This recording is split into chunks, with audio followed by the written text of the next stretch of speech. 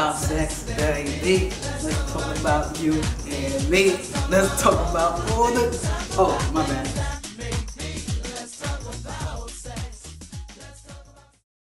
Sexual intercourse is normal and natural and is a source of pleasure and reproduction. But a person can make themselves a slave to sex by allowing it to become an obsession.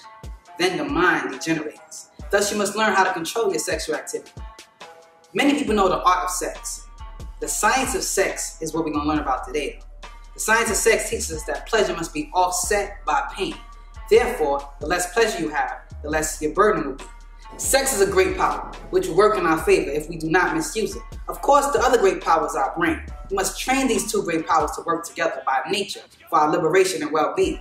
Mental strength is in the brain, and physical strength is sex. We must learn how to coordinate the two by learning and practicing the science.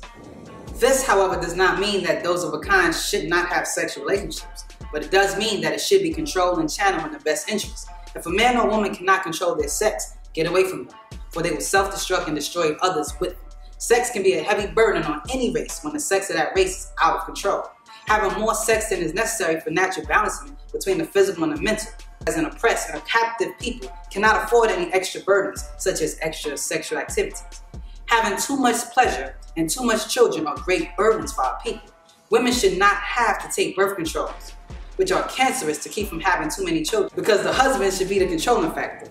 So, males must awaken the women with the right knowledge and get them on the side of liberation, mentally, spiritually, physically, and sexually, by guiding them right and refusing to be so free with your sexual powers.